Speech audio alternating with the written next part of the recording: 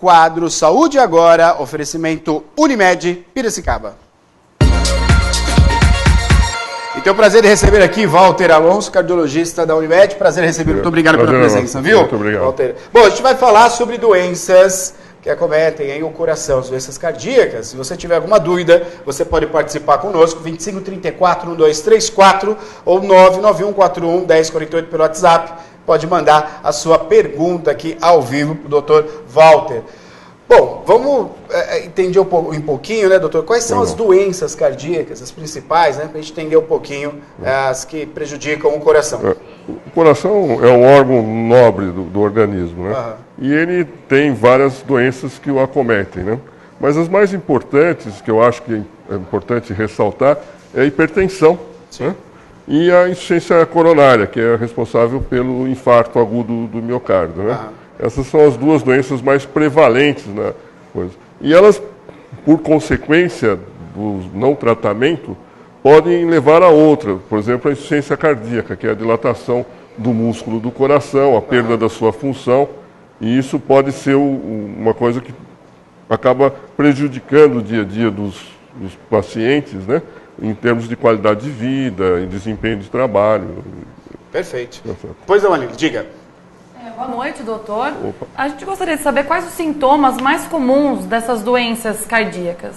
Bem, a hipertensão, que é talvez a doença mais prevalente, ela pode ter sintomas e pode não ter, o que complica o tratamento. Porque às vezes você tem um indivíduo que não sente nada, você vai tratá-lo e ele com o remédio se sente desconfortável. Mas os sintomas mais comuns da hipertensão é dor de cabeça, tontura, irritação, aquele indivíduo que não consegue dormir, né? Já no quadro da insuficiência coronariana, né, aguda, o sintoma mais importante é a dor precordial. Mas ela pode ser uma dor no mento, uma dor irradiada para o braço, uma dor nas costas, né?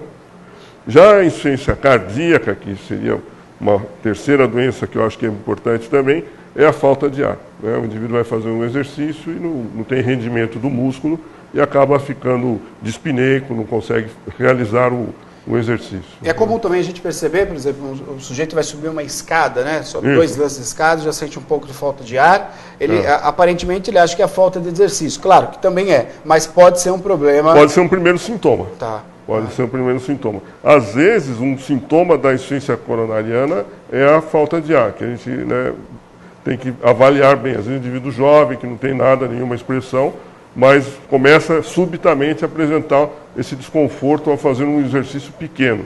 Tem que ser investigado. Tem que ser investigado, Tem que né? ser investigado. Agora, já falando da questão do exercício também, a gente sabe que ser proativo, né, nesse sentido, é conservar o seu corpo, né? Fazer exercício, praticar exercício. Mas a gente vê uma onda aí de determinados lugares onde eles acabam abrindo as portas e as pessoas vão lá praticar exercício até muito pesado, em busca não da saúde, mas em busca de um corpo perfeito, enfim, e aí acaba até mesmo indo além. É um perigo, né? O ideal é passar por uma consulta, entender mais ou menos como é que funciona, Walter? Com certeza, com certeza.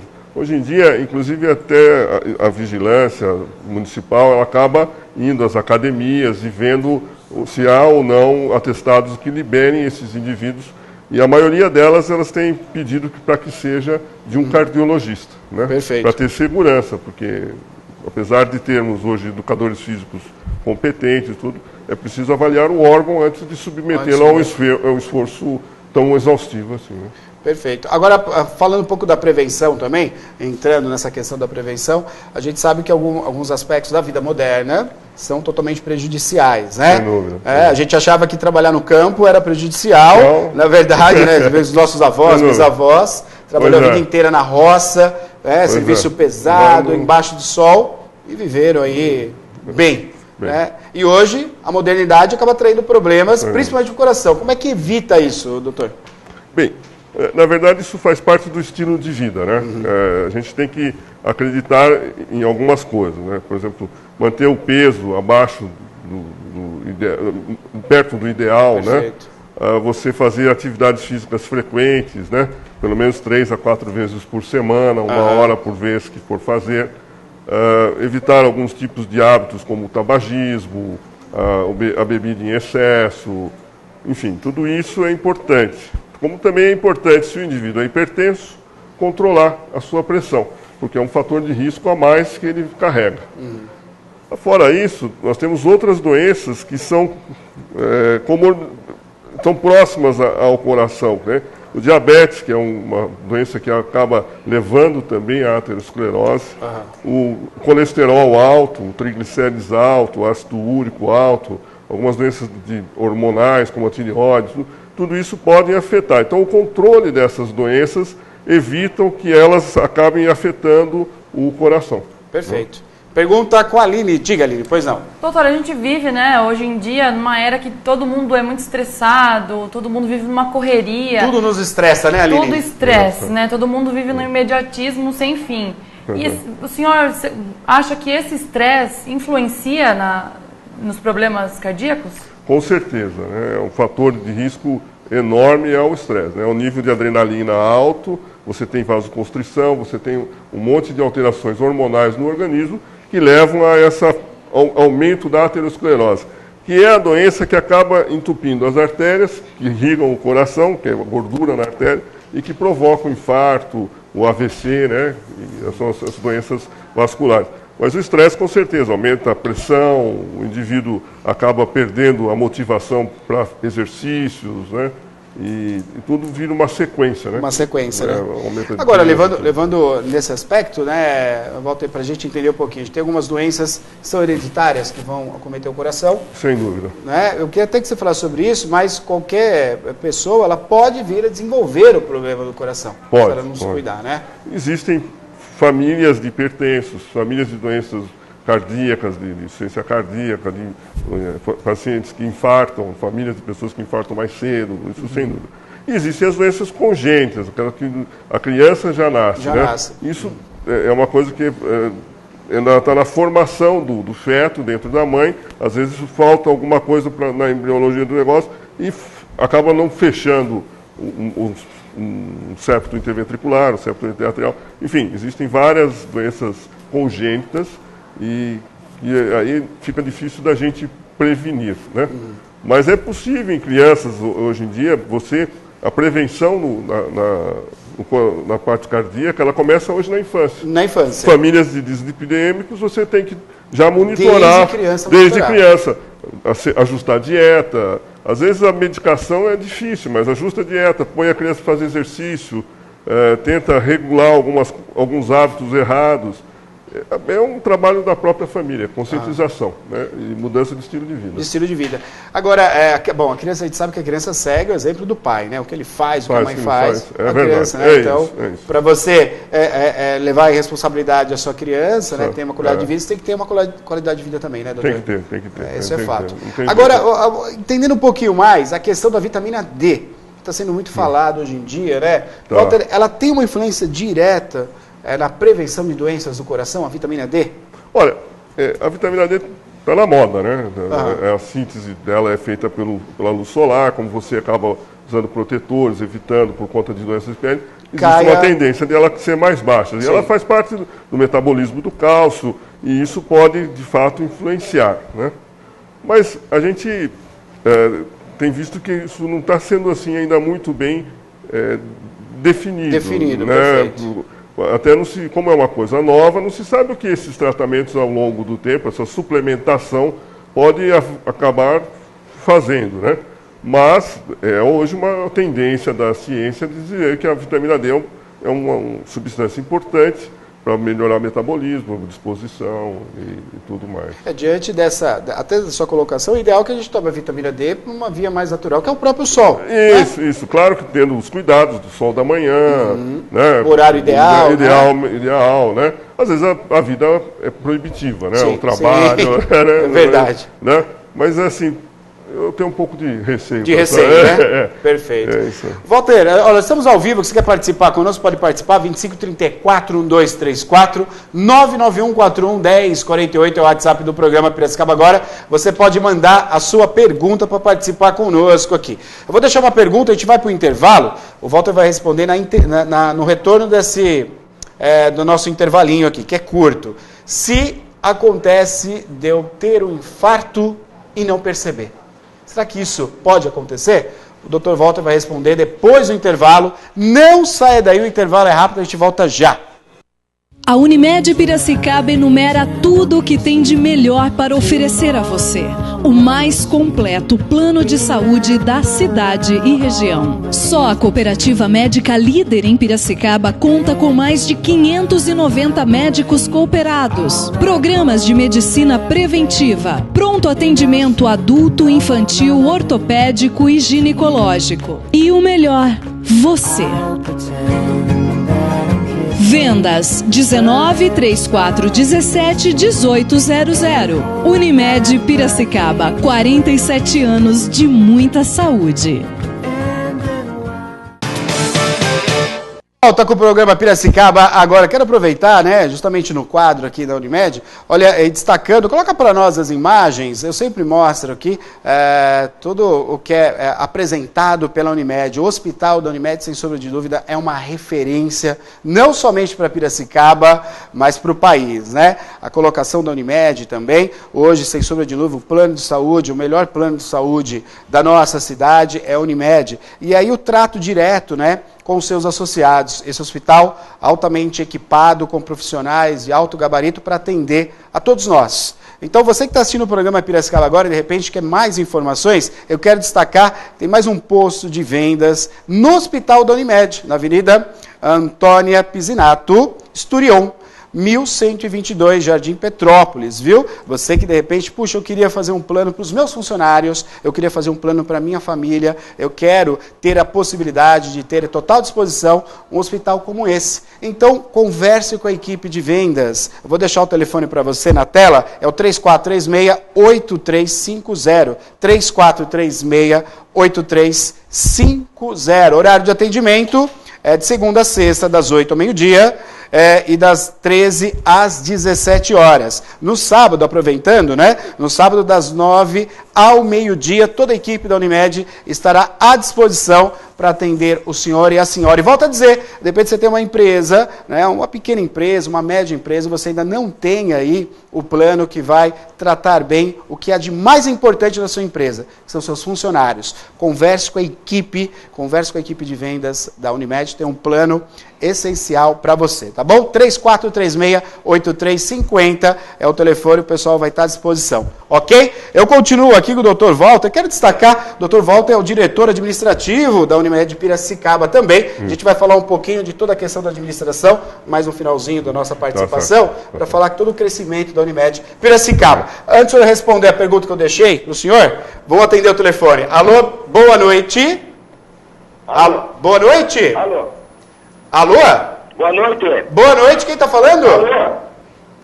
Quem está falando? José. Pois não. José.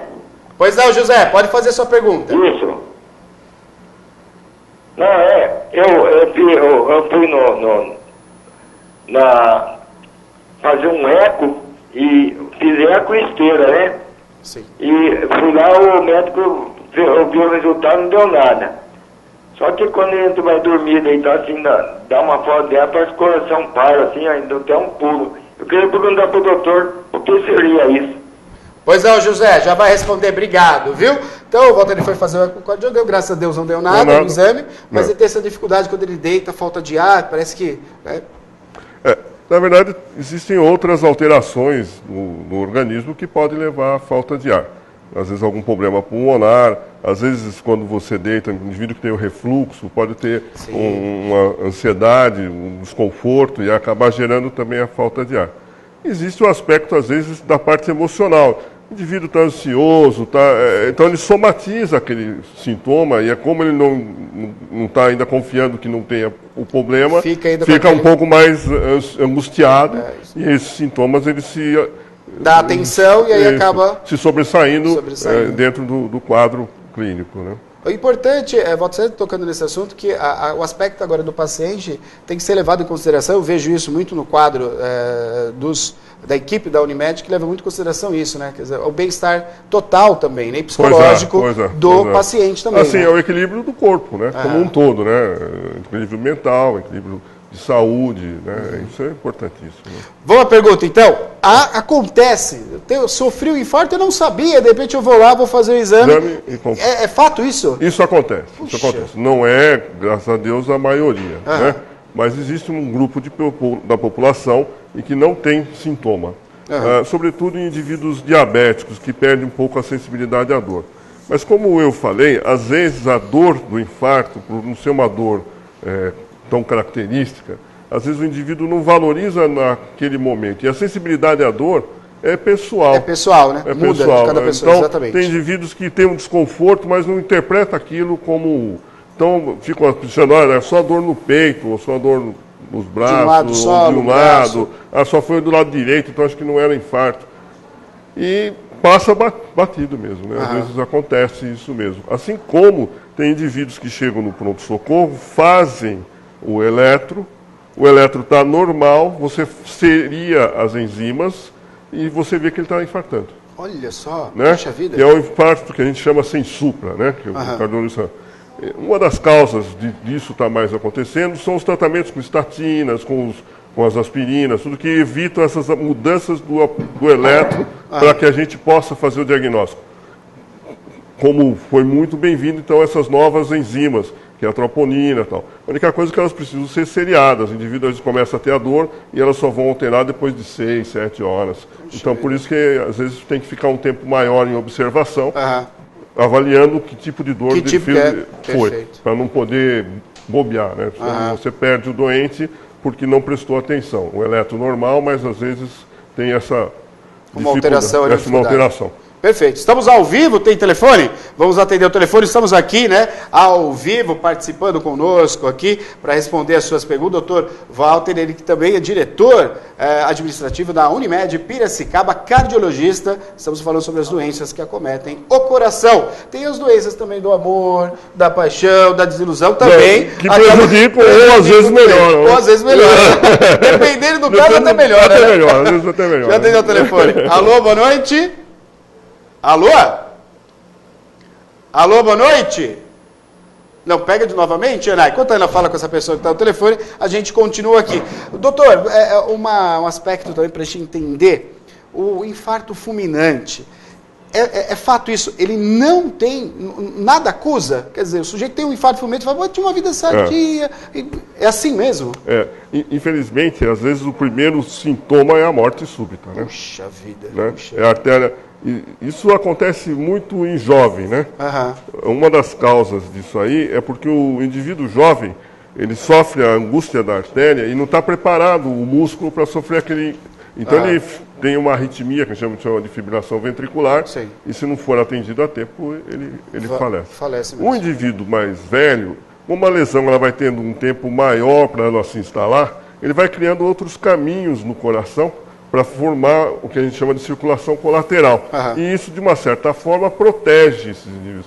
Então, a morte súbita por infarto agudo, às vezes, é mais comum no indivíduo jovem. Agora, então é fato, a gente fala, passou dos 40, você vai ter uma vida mais tranquila, o seu coração não é assim que vai... É fato isso mesmo? É fato isso Puxa mesmo. Vida, é fato isso mesmo. Dizem que tem que ter uma rede no meio, né, para poder não ter trauma. Não ter trauma? Verdade. Verdade. Tem telefone? Tá anotando agora a pergunta, anotando a pergunta. Pois não, Aline, diga. Pois não. Doutor, é possível quem tem doenças de coração ter uma vida normal? Como que funciona? Hoje, com o advento dessas novas tecnologias, da angioplastia, e mesmo das medicações de suporte, você consegue ter uma vida normal. Mas ajuda muito também a parte de reabilitação. Os indivíduos, né, os educadores físicos que acabam orientando os movimentos, os exercícios, de uma certa forma que, mesmo que ele tenha perdido parte do músculo, ele consegue ter uma demanda, uma reserva para fazer o exercício. Em cima daquilo que a gente falou agora, né, até brincando, a questão da emoção, ela serve também como um bom trato ao coração, Walter? Existe a síndrome de coração partido, que a gente chama, né? O indivíduo tem uma notícia súbita, uma coisa, tem um espasmo da artéria e ele perde uma parte do músculo do coração, ele infarta. Às vezes você leva ele para a mesa de cateterismo, faz o exame e a artéria está normal. Puxa mas você vê a vida. perda do músculo, porque provavelmente ele teve o espasmo naquele momento e acabou infartando. E é interessante porque a gente sabe que a Unimed, com a equipe multidisciplinar, para tratar vários tipos de doença, né? A questão também da depressão, a gente tem a presença do cardiologista também acompanhando. Com certeza. Isso é muito interessante, porque tem influência, né? Alguns desses remédios antidepressivos, eles às vezes provocam arritmia, provocam algum certo desconforto, e é preciso avaliar de maneira mais adequada se uma coisa não vai ser pior do que a outra, né? Ou se você não tem alternativas para poder ajustar essas medicações. Perfeito. Mas é isso aí. Pergunta que chegou pelo telefone, a Ana anotou, é isso, né? Pois não, diga. Isso, Neto. O Gustavo mandou essa pergunta pelo telefone para o doutor. Ele quer saber quando uma pessoa começa a infartar, qual o período que ela deve ser socorrida para não sofrer sequelas? As primeiras 6 horas do início do infarto são as mais importantes. Em serviços onde você tem, por exemplo, Piracicaba tem uma certa sorte nesse sentido, tem 2 e agora vai ter o 3º serviço de hemodinâmica. Então a chegada desse indivíduo até um atendimento, onde você vai pôr ele na mesa de cateterismo e, se possível, abrir essa artéria e preservar o músculo. Então vamos imaginar assim, a reserva do músculo para aquela injúria que ele está sofrendo pela isquemia, até 6 horas é possível que você reverta. Mas é caso a caso, né? Não é difícil de garantir. Existem casos em que você fez a angioplastia após esse período em que você teve uma reserva maior de músculo depois do infarto, em casos em que mesmo você pegando naquele imediato, a perda não se consegue evitar. A maioria dos casos em que você consegue abrir a artéria antes de 6 horas, você tem uma evolução muito mais favorável. E tem idade para infartar, doutor? Então, risco maior, né? O risco maior é acima dos 40, como ele falou. Mas hoje em dia você vê muito indivíduo jovem infartando. Nos Estados Unidos existem alguns trabalhos que os usuários de cocaína estão infartando com menos de 30 anos. Puxa vida. Então, por conta de espasmo e tal. Mas a doença aterosclerose, ela é uma doença que pode começar mais cedo, como eu falei, em famílias de pessoas que têm. Então, não é tão incomum indivíduos abaixo dos 30, né, de 20 a 30 anos, sofrerem infarto. Agora, outro aspecto também, doutor, a questão regional. A gente tem algumas doenças que elas estão ligadas à região. Por exemplo, sim. a gente tem a Baixada Santista, né, todo o litoral, a pressão atmosférica menor. Isso influencia ou não, doutor? Isso influencia o indivíduo que está no Planalto e desce, às vezes tem uma sensibilidade a isso. Como o indivíduo vai subir uma montanha e você rarefaz o oxigênio, isso pode ter efeito. Mas no indivíduo que está lá, já nasce ou que está morando por muito tempo, essa influência é pequena. O corpo se adapta, né? O corpo se adapta. Aí acho que não há muita coisa. Agora, é claro que o indivíduo que está na praia tem uma qualidade de vida melhor. Melhor, né? Pelo menos a gente presume, né? Presume que seja isso. Não sei do Rio de Janeiro, né? Aqui é o coração dispara. Tem pergunta chegando agora pelo WhatsApp, né, Aline? Pois não. Isso mesmo. Diga. É da Tânia, doutor. Ela está perguntando, deixa eu fazer isso aqui. doutor. Opa. O que é sopro no coração? E ela gostaria de saber se é Se grave. é grave ou não. Pergunta da Tânia pelo WhatsApp. Pois não. O sopro, na verdade, é um ruído que o médico, quando está auscultando o coração, ele percebe. Normalmente ele percebe o tum e o tá, né? Que são quando o coração bate e a válvula abre e fecha. Os sopros são barulhos que não deveriam estar ali, né? O que isso é? Pode ser várias coisas. Pode não ser nada, que é o que a gente chama de sopro inocente. É aquele sopro que a criança nasce, o pediatra fala, fica tranquila que quando crescer some. E some mesmo, né? Tem aqueles que são as doenças congênitas, que aí é um furinho que o coração não fechou o septo, ou não fechou a válvula, não consegue abrir direito. Então as doenças congênitas. Esses são passíveis de tratamento, às vezes cirúrgicos, às vezes clínicos. E tem os sopros que são adquiridos. O coração, ele tem uma parte muscular, né? Tem as válvulas e tem a parte elétrica, que é o que automatiza o seu funcionamento.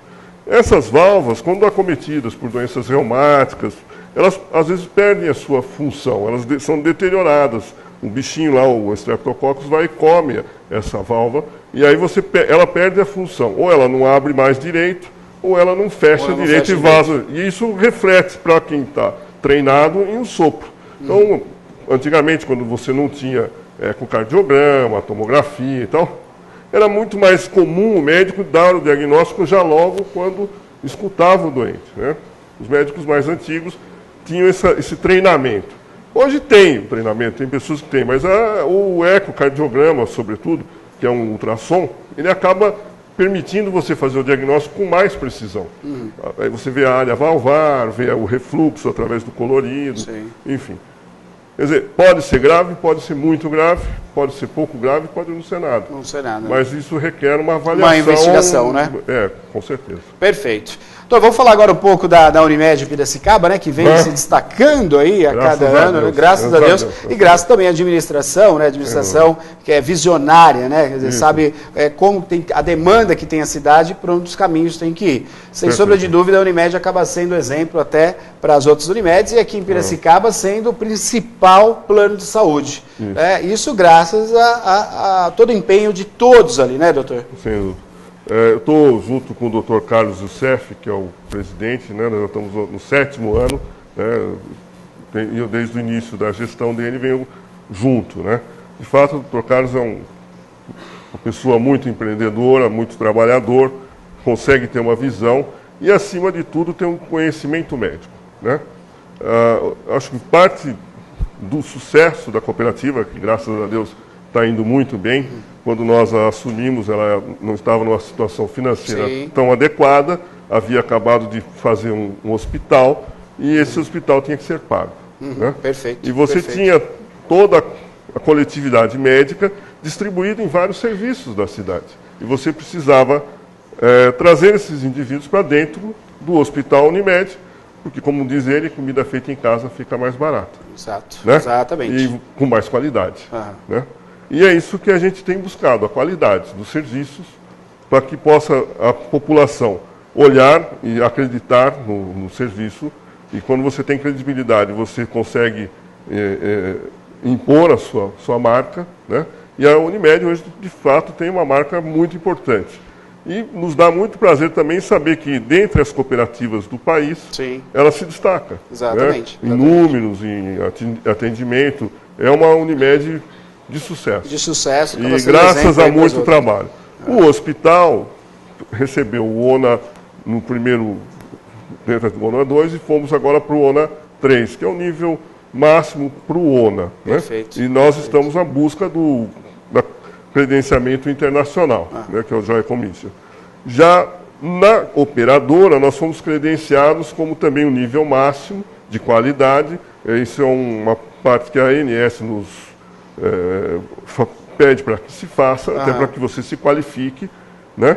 E isso tem dado para nós a credibilidade necessária para vender os nossos produtos. Até para o público que está em casa entender, uma qualificação como essa, né, Walter, são vários critérios, né? Mas para ficar claro para o público, a questão de equipamentos, de espaço físico e o principal também, a adequação e preparo dos envolvidos, né, dos médicos. Né? Então, cresce em tudo, né? E tudo gira em torno da segurança do paciente. Perfeito, Né? perfeito. Você saber que vai ir para um lugar, vai ser feito determinado procedimento, em determinado período você vai sair. Quer dizer, se houver qualquer intercorrência nisso aí, vai ter que ser justificado, vai ter que ser entendido por todos que participaram, né? Isso é uma maneira de se ter segurança no trabalho e deixar a pessoa mais tranquila e confiante no serviço, né? A Unimed, nesse sentido, ela tem buscado, e esse ano o Dr. Carlos tem empenhado muito nisso, na qualificação do médico. Trouxe vários cursos para dentro da cooperativa, a CLS, a TLS, o ALSO, o de pediatria, enfim. Tudo na tentativa de fazer com que o cooperado, e agora nós temos também alguns não cooperados que trabalham, porque o serviço cresceu de uma certa maneira, e nós precisamos de mais mão de obra. Sim, né? sim. E essas pessoas é bom, porque vão trabalhando junto conosco, e aqueles que de fato se destacam acabam ficando cooperados. Claro, né? claro. Então, é uma maneira de você estar aderindo. E Piracicaba é um polo de saúde, né? Então, ela é a dona da região, né? Em termos de qualidade de saúde, sem dúvida. Né? É privilegiada em termos de hospitais, mesmo os médicos são muito bons. Então, a gente tem orgulho, né, da cooperativa que tem. Muito bom. Quando a gente trabalha em um local, quando a gente faz parte de uma equipe, a gente tem orgulho de estar ali, o sucesso é garantido, né, Walter? Eu acho. O sucesso é garantido. Estamos aqui no seu programa, está de parabéns. Estamos aí com todos aqui. Nossa, estrutura enxuta e fantástica. E fantástico, funciona. Funciona, consegue mandar um recado. Essa é a ideia. É isso mesmo. Walter, obrigado, um abraço para o Youssef. Obrigado a vocês. Muito obrigado, parabéns obrigado a todos aí pelo tempo que nos deram. É um orgulho estar aqui. Orgulho para nós, temos aqui a Unimed também, todo o corpo administrativo, vocês são de novo visionário, né, trazendo o bem cada vez mais dos nossos associados. Parabéns, viu? Obrigado. Obrigado. Uma boa noite a todos.